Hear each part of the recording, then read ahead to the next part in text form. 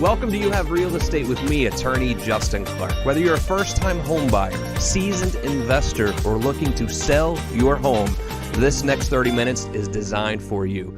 Think of it like taking a tour of multiple open houses with me, all from your living room, with my attorney advice throughout the way. If you have any questions throughout the show, give us a call. We have people standing by. 407-205-0400 or visit the website youhavepower.com. Thanks for joining me today. We're going to have great interviews with fantastic real estate agents, but first it's time for my opening statement. Really good news for home buyers out there this week. Mortgage rates have dipped to a 2-year low. The average 30-year fixed mortgage has dropped to, listen to this, 3.82%. 15-year fixed, 3.28%. Can you believe that? I mean, if you look at history, rates have just simply never been this low. And it makes me nervous for those of us that are still renting because the rental rates are incredibly high right now. A recent Freddie Mac study, this is Freddie Mac, these are the people lending the money out there, said that we are overestimating the mortgage qualification requirements. They did a study of many of us, and we believe, when asked, that the FICO score needed to get a mortgage right now is 650. When Freddie Mac, in actuality, tells us the FICO score you need to get a mortgage is 580. That's 580. And then Freddie Mac asked this question. They said, what do you think the minimum down payment would be to get a mortgage? What did we say? 10%. In actuality, it's 3%. This study showed that even those of us who know our credit are still being scared off from purchasing a home because of our misconceptions about what's required. Now, these misconceptions are understandable because we all lived through 2006 when we needed a pulse and a pen to get a mortgage. It was super easy, right? Literally, you could be making $10 an hour and get $1 million mortgage. Then we lived through 2010 when essentially it took an act of Congress to get a mortgage back then. But it's become much easier, and everyone out there wants you to know. And these misconceptions are very dangerous, and let me tell you why. The rental market in Orlando is out of control. The average rental rate for an apartment in Orlando in 2018 was $1,387. 2019, it's jumped up to $1,477. For a one-bedroom is $1,300. I mean, to rent something right now is out of control, and they're only climbing. The rental rates are going up and up every single day. Now, I did a little math. If we go back to that 3.82% fixed rate over 30 years, how much can you afford to buy in a house at 3.82% to make your payment $1,477? You know what I figured out?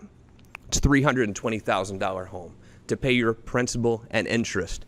So you can buy a house for $320,000 for the same price that you can pay your rent for an apartment here in Orlando. If you have questions or you're ready to make that next step and buy a house, give us a call right now. We do have people standing by to take your call to get you pre-approved. 407-205-0400. You can also visit the website, youhavepower.com.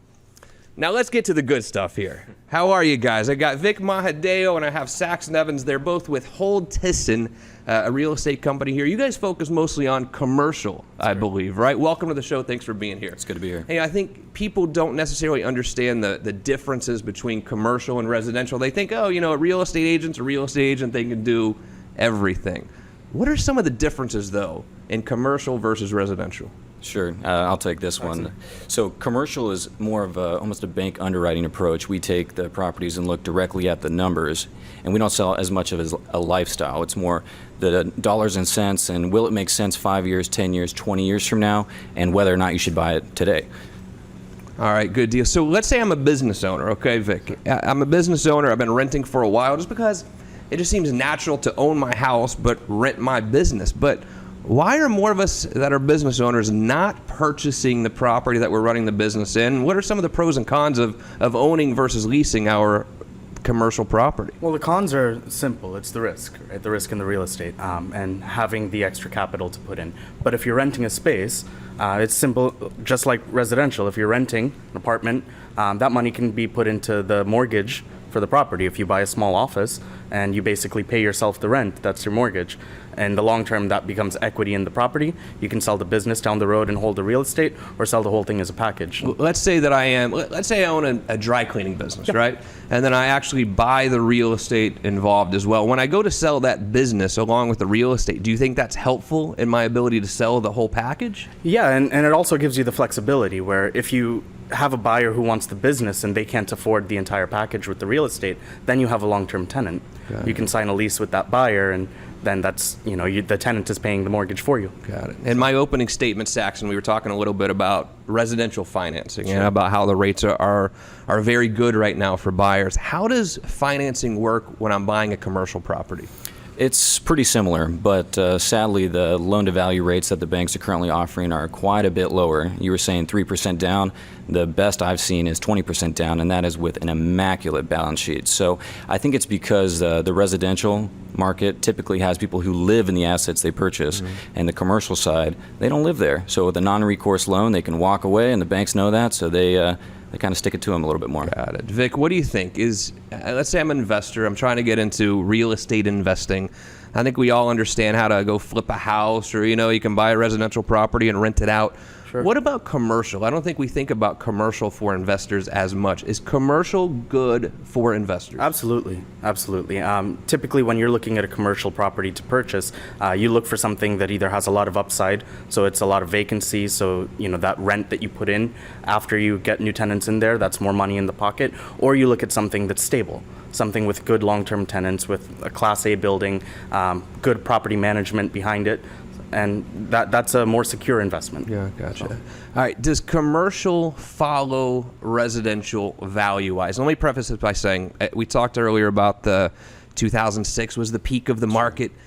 In 2006, certainly was the peak of the residential market, right? But where was commercial then? Does commercial follow residential, or does residential follow commercial? How does it work? It all comes down to interest rates. So about 6 months after we topped in 06, 07, you had the commercial market following it.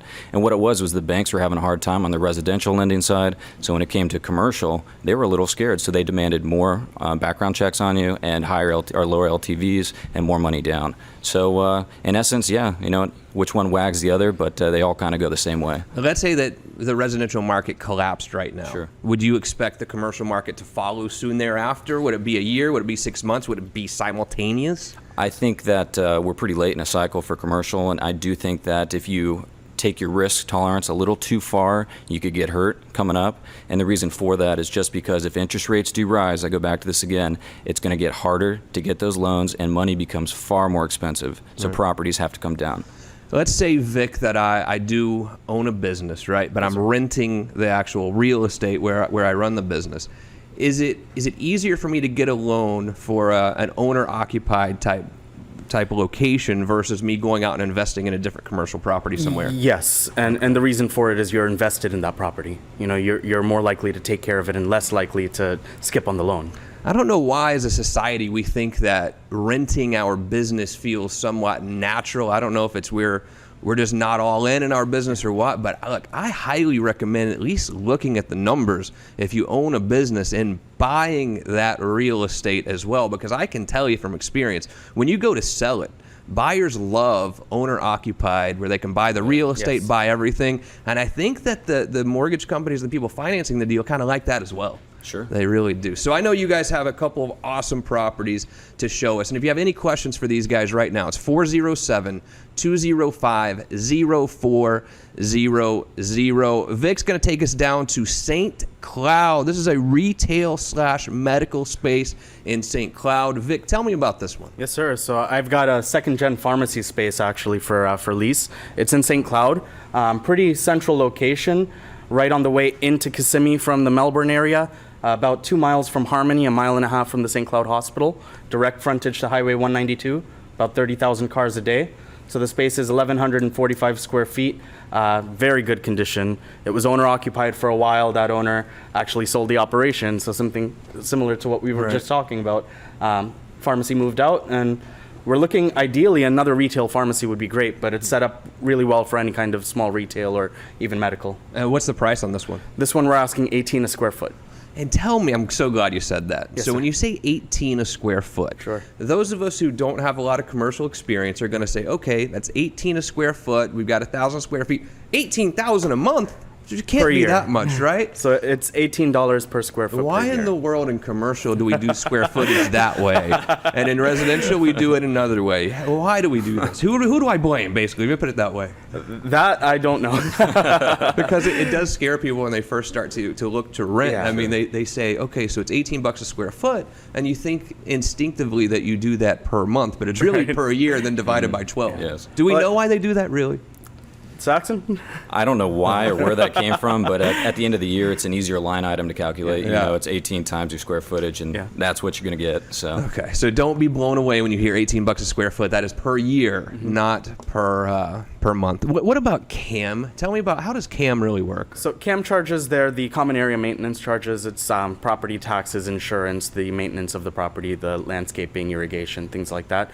Each tenant is required to pay a proportionate share Gotcha. of their CAM charges. If you have questions for Vic, call him at now, 407-205-0400. People are standing by right now if you're interested in this property, and we'll also post it on the website, youhavepower.com. Now let's go back to Saxon Evans. Saxon, you have, now this is the real deal investment right here. This is the Marryin Crossing Shopping Center up in Ocala. Tell me about this.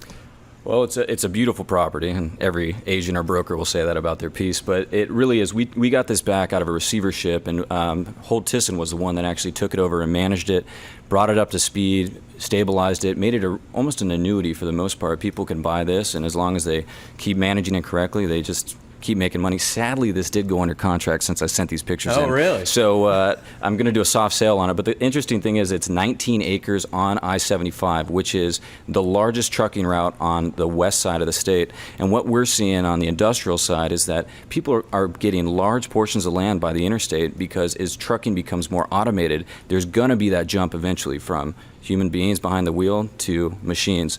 And when that happens, they're going to want some sort of depot to offload the stuff, pick it back up, and keep going. So you make money in the meantime, and at the end, you can transfer it or develop on it. Well, what kind of investor is really going to come in and make an offer and try to purchase this property? Is this going to be like some random dude, or is this going to be some huge company? What are you typically looking for? All sorts. So through the marketing process, we had individuals come. We had people that wanted to completely destroy it, build a hotel, build apartments, do whatever they wanted. And then we had a group of investors, that all professionals, that came in finally, and they came to the number we wanted and decided to go with them. So If you buy something like this, I imagine you're probably not going to manage it yourself. What do you do for management on something this size? you really have to pick someone you trust, because by picking a manager, it's like picking someone that's going to watch your kid. I mean, I hate to say it, but at the end of the day, they're going to be the people that call you and tell you there's a problem and tell you how to fix it. Gotcha. So we were lucky enough to manage this, and you should have seen it before. It was a nice site, good bones, but it just wasn't stabilized, and Holt Tisson did a good job, thanks to Vic and the team. If you want to make a backup offer now on this property, give us a call, 407-205-0400. We'll also post this one on the website, youhavepower.com. Saxon Evans, Vic Mahadeo with Holt Tisson. Yes, sir. Good job today, guys. It's good to be here. Now, Saxon, you're going to stick around for the real estate roundtable, I hope, right? Yes, sir. And Vic, we'll see you here in a few minutes, buddy. right, Great thank you. job. Thank you so much. We're going to switch gears a little bit from commercial back to something that I know you're probably a little bit more familiar with, and it's residential real estate. We talked earlier about how the interest rates are at a 2-year low, and certainly just historically low. I mean, back in the Jimmy Carter days, the mortgage rates were 20%, and now we're at 3.8%, which is insane. But the scary part of things here, guys, is that the rental market's great. It's great if you're a landlord. If you're looking to live in a place and you're a renter, the market is not so good. There's not a lot of vacancy, and the rates are very, very high. So we invited our good friend Greg Martinez. He's the broker owner of Greg Martinez Realty to help us figure out how we can really buy a house. Welcome to the show, Greg. How are you? Good morning. Thanks for having me. So first of all, I noticed both of the listings we're going to show for you are in gorgeous Baldwin Park. Correct. But I can't help but notice the mall that kind of leads into Baldwin Park there. Do we know what's going on with that thing? Are we going to redevelop it, I hope? You're talking about Fashion Square. There you go. That's and it. The last I read on that, and I will obviously defer to the commercial guys, but that it was somebody was coming in to take another shot at developing it into a open shopping center. I mean, I think that's where we're going as a society now. For some reason, we're just not into these big shopping malls, I mean, with Amazon and all these other things. But I think a whole outdoor sort of community, that seems to be what's working. Right. But I think that could also help probably Baldwin Park to take it from this old, somewhat dilapidated old mall to a really cool outdoor adventure zone, so to speak, you know? Right. As a resident of Baldwin Park, I know I would appreciate it, and it would be a lot easier than having to go down the other end of town to, access decent shopping. We have a lot of what I would call master plan communities here in Central Florida. I can think of Celebration, Avalon Park, plenty of them, but Baldwin Park certainly maybe even the most known. How do you find, Greg, that master plan communities typically hold value in relation to other places? I think it's comparable, and in some cases maybe a little better. First, I would note that because of an HOA, which a lot of people aren't crazy about, but it does help maintain the community, keeps it a uniform look. That helps you with the value of your property, so the guy next door takes care of his. In the situation for Baldwin Park, you have everything right there. It's totally walkable.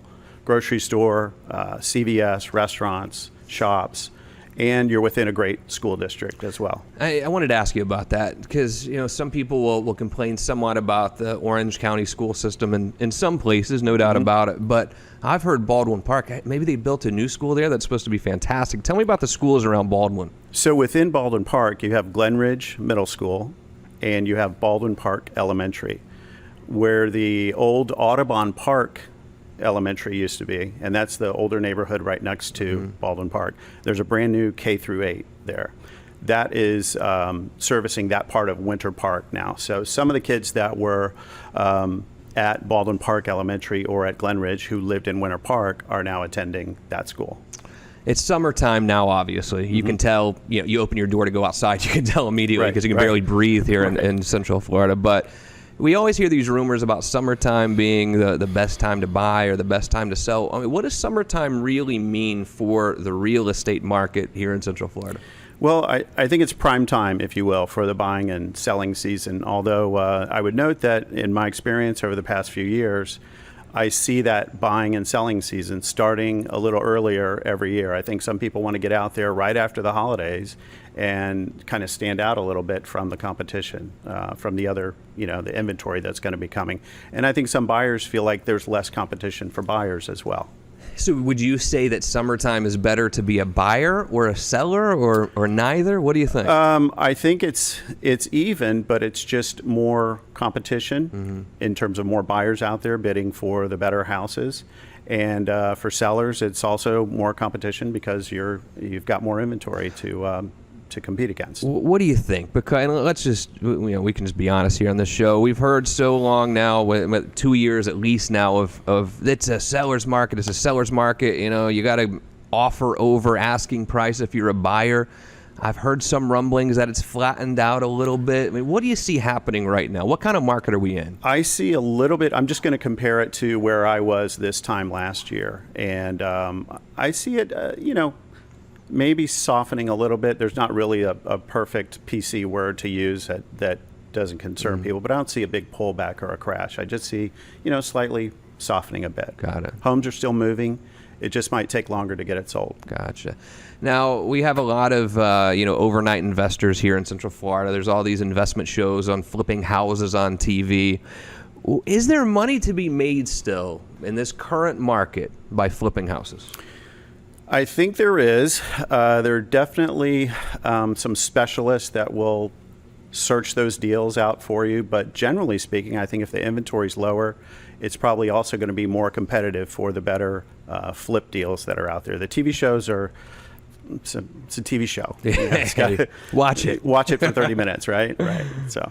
What's your problem with TV shows? They're fine. They're kidding. Fine. It's just everything works out perfect on those with, in exactly 30 minutes. Let's say I'm looking to sell my house right now. Okay. How local do I want my agent to be? I think it's critical.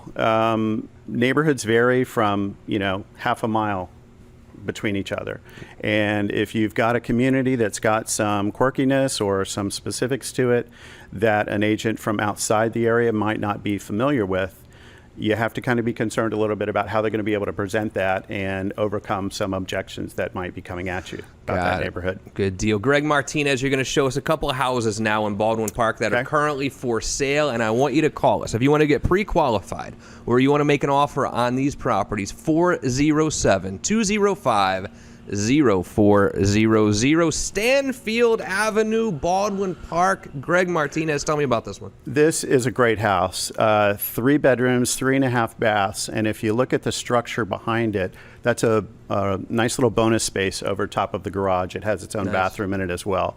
But what's most unique about this particular property, you saw in the aerial shot there, is it's on a 1/4 acre, and you don't typically see that size home on that size lot in Baldwin Park. So with that, they were able to put in an amazing pool, tons of brick pavers, and still plenty of yard to run in. You got nice plantation shutters here, all new appliances in this one, granite countertops. This was built by David Weekley, who was one of the production builders in Baldwin Park. How are we doing on price point with this home on Stanfield Avenue? This one's at $735. Beautiful house.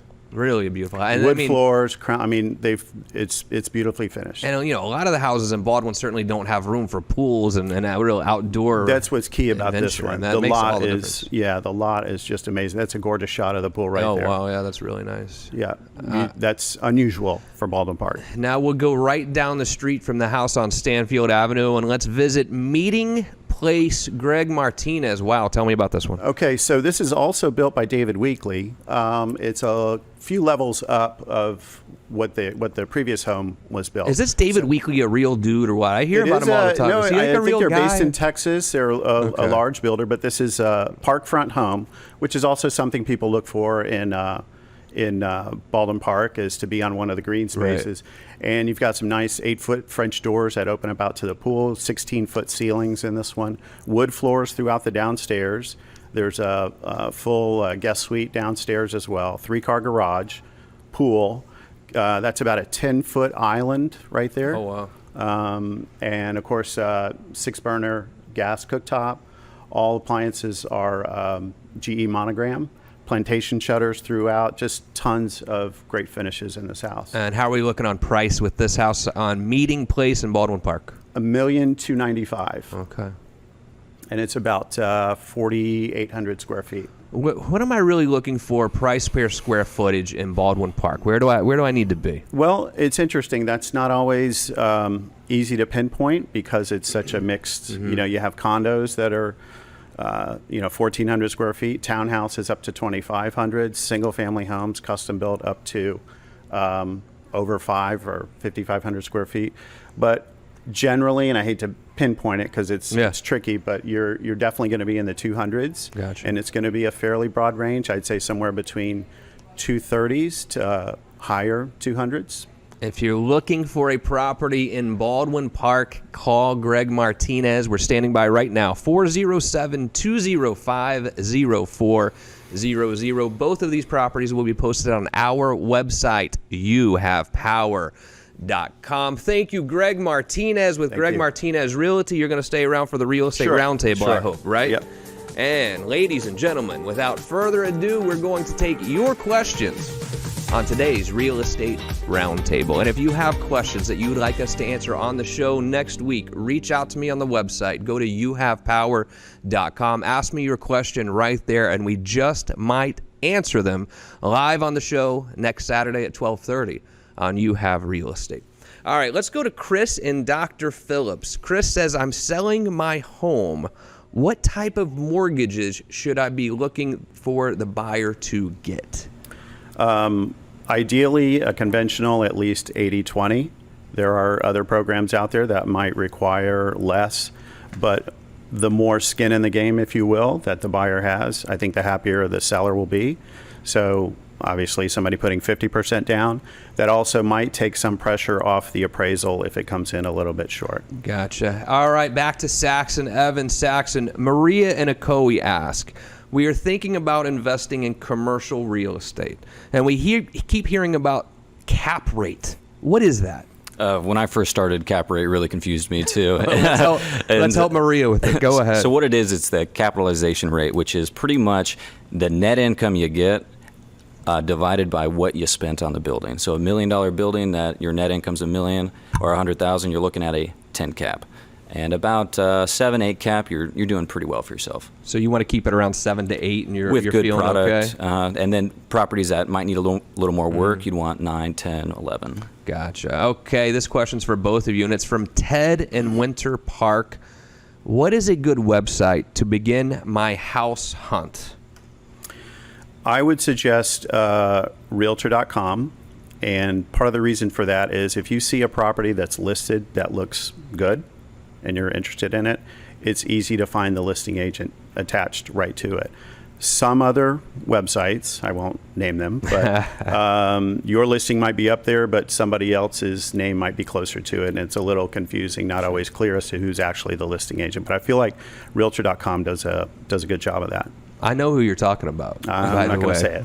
We know who you're talking about. Saxon, what about commercial? Because, again, a lot of us know where to go residential-wise to look for properties that are on MLS, but commercial, it's foreign to us. Where would I go to really look for commercial properties for sale or rent? To get the straightest answer, I would go to the property appraiser site. That's going to give you a good idea of what the building's assessed at.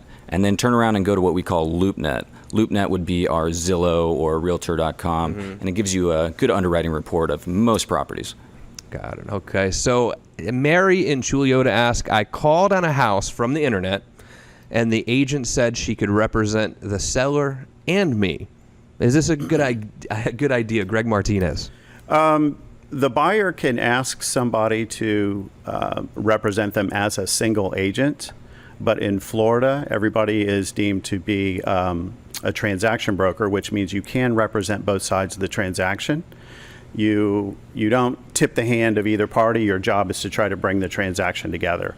It's definitely a pressure situation, but you can ask an agent to represent you as a single agent if he's working with the buyer, but not necessarily the listing agent. What do you think in commercial? Should I have my own?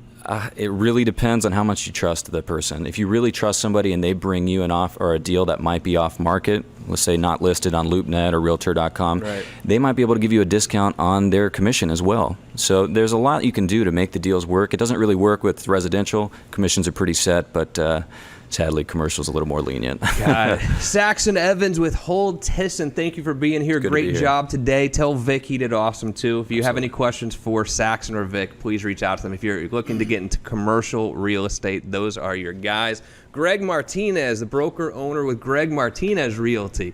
Thanks for being here. Thanks for having me. Happy Father's Day to you and all the fathers out there. Thank you. Same to you. It's, a special day for us. One thing is just feed us and let us watch golf if Tigers win. Right, That's one thing that really makes us right. happy. But happy Father's Day, seriously, to all you fathers out there. And thank you for joining me today. If you have any questions about anything we talked about today, I have people standing by right now, 407-205-0400, or visit youhavepower.com. I'm attorney Justin Clark, and I'll see you right back here next week for another edition of You Have Real Estate.